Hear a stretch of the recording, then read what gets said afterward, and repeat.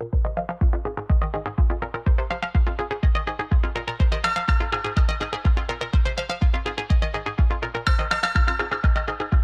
guys, and welcome back to another episode of On the Bump. And on the bump this week, we have LJ Evans, aka D3 Product. LJ, how are you doing? What's going on, guys? Happy to be on here. Super pumped for this. Let's go. How's your off season going? It's good, man. I'm at the beach currently, so nothing beats long toss on the beach. But it's good, man. Just ready to get back into it, lifting, trying to get stronger, faster, all the above. So it's been good. LJ, maybe introduce yourself to the people and maybe talk about your baseball journey and kind of like what led you to where you are now. If you guys don't know, I run a YouTube channel called D3 Product. I started YouTube about a year ago. But as far as my baseball career, I'm a D3 baseball player, obviously. I go to St. Vincent College, which is the same conference as Franciscan. It's in the Pac. My brother played there previously before I did. My goal was to not, I was kind of one of those D3 or bust or D1 or bust mindset kind of kids. Not really that, but I always wanted to play at like a Division II NAIA or Division One. During my recruitment, it was kind of in the heart of COVID. So similar to you, it was tough because you talk to schools recruitment was shut down. Coaches were hard to get in contact with. Finally found a school, really liked it. It just didn't work out just because COVID. I never went up there. It just fell through. Long story short, ended up at St. Vincent. And kind of the rest is history, man. It's been a journey. I'm so glad I'm there and been very good to me. Can you maybe walk the viewers or through a challenge or a rough time in your baseball journey and kind of how you overcame that? Was there any moments in high school, maybe before your recruitment, or maybe an injury or anything like that? Yeah, man, absolutely. I would say, I've obviously a lot of what I do kind of goes through the mental part of athletes. Being baseball is such like a mental game. I would argue it's a lot more mental than it is physical. If you don't have it mentally, it's just kind of not your thing. But this last year, we went down to Florida for our, like they call it, spring training. We play a week of games down there, as many other Northeastern D3 schools do. But we went down there, and the second game that we played, my first at bat, I fouled a ball off and just hit my shin. Just like any other time you do it, just pretty normal. It hurt. I finished the at bat, got walked, kind of like limped down to first, and I got pulled, and my ankle the next day was like this. So I was out that entire week. Thankfully, I went to the ER that night. I didn't break anything. It sprained. So I was out that week. I was basically out until conference play when we opened up against Waynesburg University. And it was tough to be sidelined for one. And I was just, going through my PT, things like that. Yeah, it really did stink not being able to contribute to the team. That's kind of where you have to realize that you have to control what you can control. So my situation, not being able to play on a consistent basis and being sidelined for that time, I'm going to give back to the team in the ways that I can. I'm going to grind through my PT. I'm going to do the extra exercises. I'm going to do the extra, jumps or whatever that I had to do to get back and full recovery through that time. And the only problem with that is like sprains are something that last a while. Like I still have pain now when I run and stuff like that. So it's kind of one of those prolonged injuries, but I did recover and was able to play last season. So that was definitely a challenge, and it still is a challenge. So that's probably the toughest obstacle that I've probably been thrown. Like what kept you like, I got to get through my PT, I got to get through my injury. Like, what kept pushing you to get through it? I think just the team, being a team player. I wanted to do it. So obviously, you have this love for the game and you always want to be on the field. And sometimes you don't really know how good you have it until it's taken away, as people say. So sitting out, I was like, dang, I really miss playing with the bros.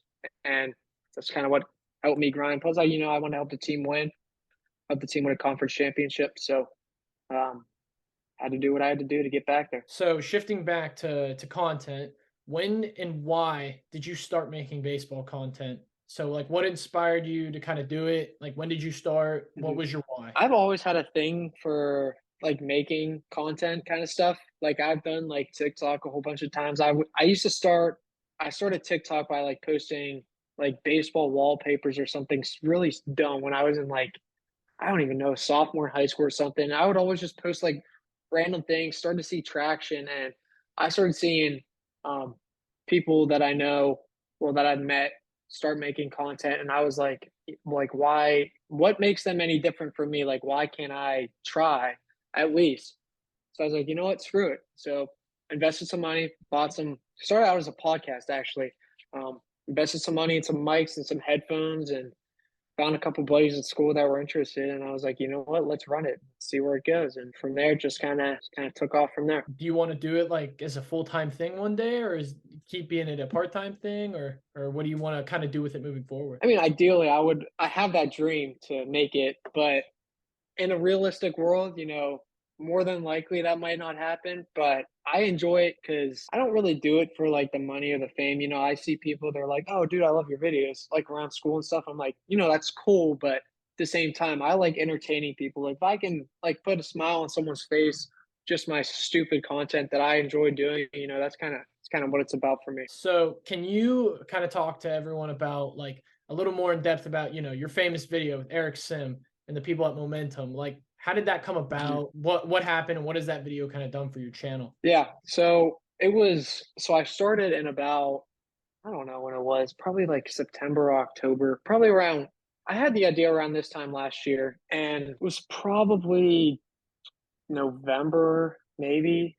And I was like, you know what? Like, I'm gonna call out Sim because he's never done a video. He did a video with softball, D1 and D2, and JUCO, and I'm pretty sure NAIA. And he never did a video with the D3 player. So I was like, you know what? I'm just gonna shoot him a DM and see what happens. So I did, and he answered. I called him out on the story. I was like, Eric Sim, you're soft, whatever, this and that. I was like, you want to challenge a D3 baseball player? And he responded, and he said some, like, I don't know what it was. It was like some dumb stuff. And he was like, pull up or whatever. I was like, all right, fine. So I texted him back. Long story short, a few months later, we got it set up in January, flew down there, and then one of the buddies from my school, one of my best friends, Drew, he pitched against Sim. It's a good video, actually. I suggest everyone watching to go watch it because he represents Division III baseball well. Anyways, my buddy Drew, we call him Stan, and we basically wiped the floor against him. It was freaking awesome. All the guys were super cool, super genuine. It was a great time, man. We had a blast, and then we shot a video for my channel, and it was neat. Just kind of seeing their kind of perspective in things. When we got there, they were so structured, so organized. Everyone was super friendly. They were just like ordinary people. We met Bauer, all the 9 yards, and it's cool to see people that you kind of look up to, how normal they are. And in reality, it's not really that far of a dream. It's not really a dream. It's just kind of how bad you want it and how what you're willing to do to achieve, that.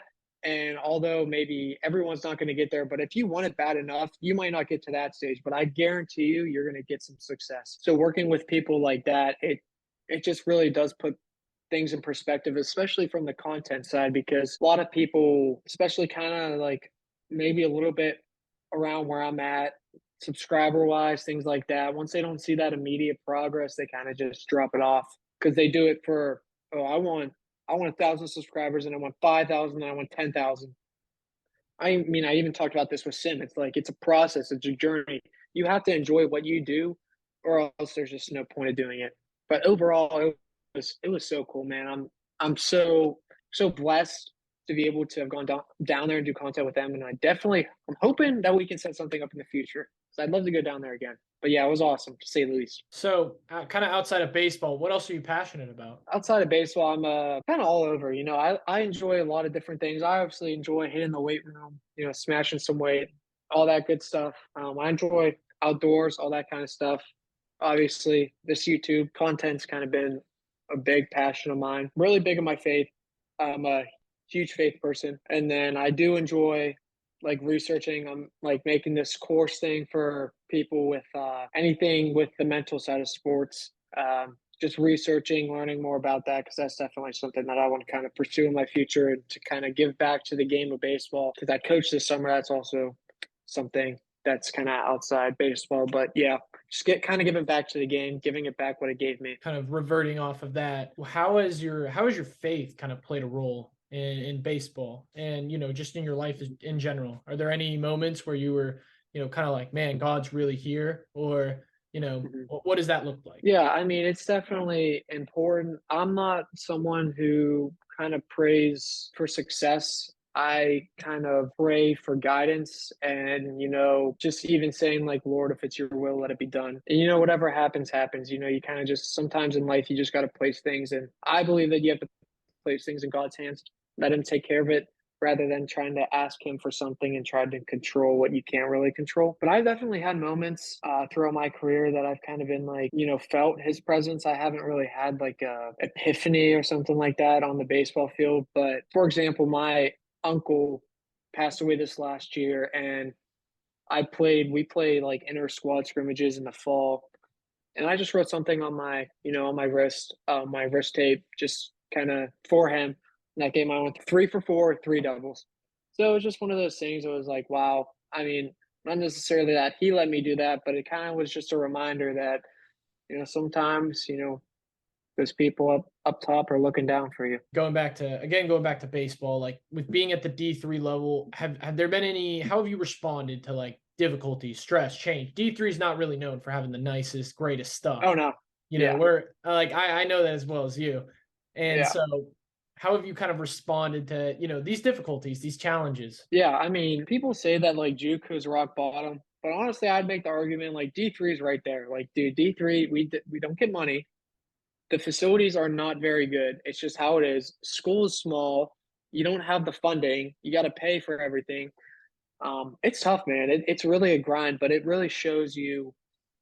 It kind of it kind of brings out the baseball player that you are. You're only at the Division 3 level. You're only as good as you allow yourself to be. You have coaches, but you have to be willing to work with your coaches outside of team practice, outside of this, outside of that, to be able to get better. And you have to do a lot of work on your own. I mean, that's just how it goes. You don't have the nicest therapy stuff. Like we play double. I'm sure we play double header 9 inning ball games. The next day I wake up and my legs are like I don't even want to walk to class. But and I don't have like we don't have 60 ice baths for our whole roster to take an ice bath or things like that. It's a grind, and it definitely it brings out and shows the type of player you are. But I love it because I like challenging myself, and I think it better prepares you if you take it the right way, not only for to have success on the field, but off the field as well. It gives you a good work ethic, which is crucial in the real world. Also gives you just tips and tools to show you that yeah, life's not easy. Like you're not going to have the nicest things at all times, and it really shows you that you kind of have to work hard for what you want. Same thing with content. Like you kind of have to work hard for what you want. Nothing's kind of going to be handed to you. And I'm not by any means I'm not throwing shade at Division 2 and Division 1 at all, but D3 it's more like kind of like how bad do you want it, and if you want it, kind of go get it. Absolutely, 100%. I definitely agree with that. Like it's very it's very about what you put in is what you're going to get out. And Mhm. you have the ability and more of that like you have that potential but it's only if you want it. LJ, this is the final question. What else would you like people to know about you, your content or any future plans you may have? First, I would say that kinda I've been saying it like all video that if you want something, man, go for it. Um, I had an idea to make content. I executed on it. It's not like I'm a billionaire by any means. It's not even like I'm making that much money at all. If you want something, man, go for it. You only live one life, so do what you want, do it to the fullest, and never say no to something that you kind of have any interest in. If you like it, go for it. LJ, thank you for joining on the bump this week. And Absolutely. thank you everyone for watching this video. Please go and subscribe to LJ's channel. It will be in the description section below. Once again, thank you, LJ. You're welcome. Thanks for having me on.